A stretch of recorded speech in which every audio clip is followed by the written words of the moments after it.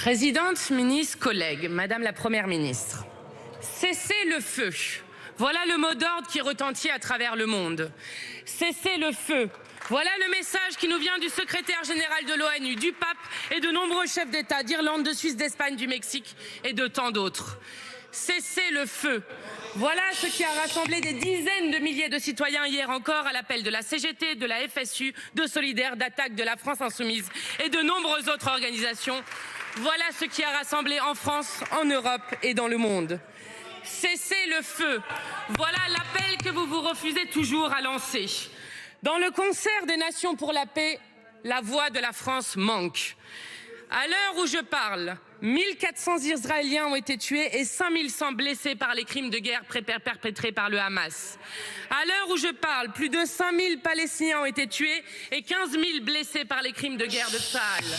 S'il vous plaît. Nous pensons à tous les otages détenus aujourd'hui, parmi eux à nos compatriotes, que vienne au plus vite leur libération. Nous pensons aux 200 morts étrangers, aux 30 familles françaises endeuillées, ainsi qu'aux 7 Français aujourd'hui disparus. Face à cette spirale de la violence, la France doit parler d'une voix forte pour œuvrer à la paix et au cessez-le-feu. Car seul un cessez-le-feu immédiat permettra de sauver des dizaines de milliers de vies innocentes. Seul un cessez-le-feu permettra que les otages puissent être libérés et que les bombes cessent de pleuvoir sur une population palestinienne prise au piège dans ce que Dominique de Villepin appelait à juste titre une prison à ciel ouvert. Ces temps tragiques que nous traversons appellent à avoir le courage de la paix et à ne pas céder à l'escalade meurtrière de la guerre. Au lieu de faire preuve de ce courage, vous avez affiché un soutien inconditionnel au gouvernement d'extrême droite israélien. Israël a le droit de se défendre, avez-vous dit, en rajoutant depuis quelques jours, devant l'horreur de la punition collective infligée à l'ensemble de la population palestinienne. Allez, un peu de silence, s'il vous plaît, madame. Israël a le droit de se défendre, mais dans le respect du droit international. Le constat est pourtant sans appel. Le droit international n'est pas respecté. Ce qui se passe à Gaza devrait foudroyer notre sens de l'humanité. Nous parlons face à un cimetière. Des milliers de morts, 1 million de personnes déplacées, dont la moitié sont des enfants. Plus de 2 millions de personnes. S'il vous plaît, madame Panot, attendez, madame Panot. Bon. Des milliers de bombardements de l'armée israélienne, l'emploi de phosphore blanc dénoncé par 2 ONG internationales, 59 attaques contre des établissements de santé, 170 établissements scolaires touchés. Les Palestiniens ne sont pas des amas de statistiques, des êtres surnuméraires. C'est cette vision du monde profondément raciste qui légitime le massacre. Cessez le feu. Pourquoi la France reste-t-elle silencieuse? Pourquoi la France est-elle incapable de dénoncer avec la même force les crimes de guerre commis par le Hamas et ceux commis par le gouvernement de Netanyahou? Pourquoi n'incarne-t-elle pas, comme elle a pu le faire par le passé, par la voix de Jacques Chirac, la voix de la paix au Proche-Orient? Pourquoi n'en a-t-elle pas le courage? Cessez le feu. Un crime de guerre n'est pas justifiable en aucun cas et pas davantage en réponse à des crimes de guerre. Sinon, c'est le droit qui disparaît et le risque d'un massacre d'une plus grande ampleur encore. Je souhaite faire résonner ici les mots d'un père de famille israélien, Yaakov, dont la fille est détenue en otage par le Hamas.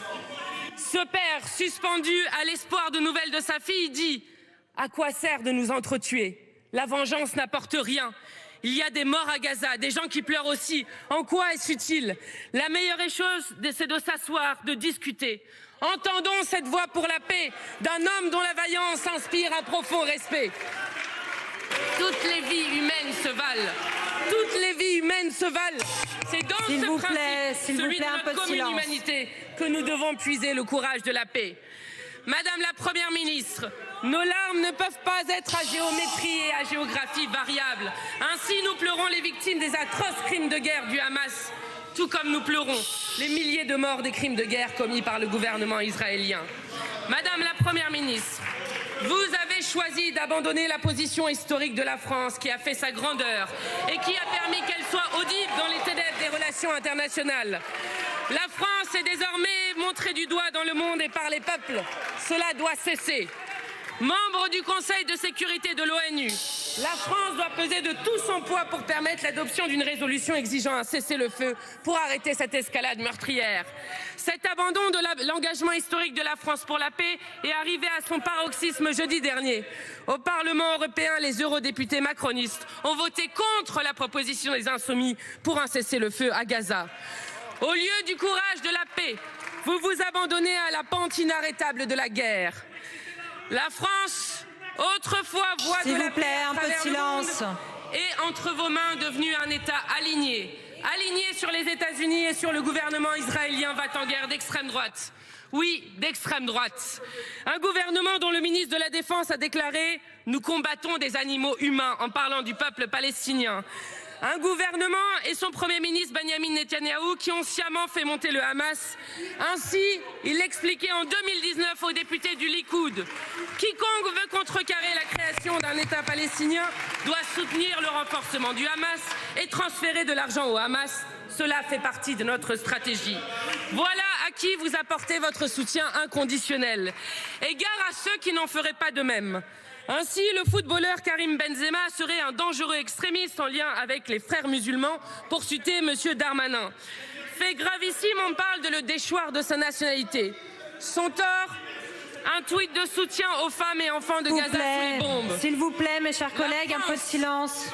La France de Darmanin est devenue le pays où le seul crime de Benzema est de s'appeler Karim. Madame la Première ministre, rendez-vous compte, il n'y a qu'en France où la solidarité avec un peuple bombardé depuis 14 jours est criminalisée.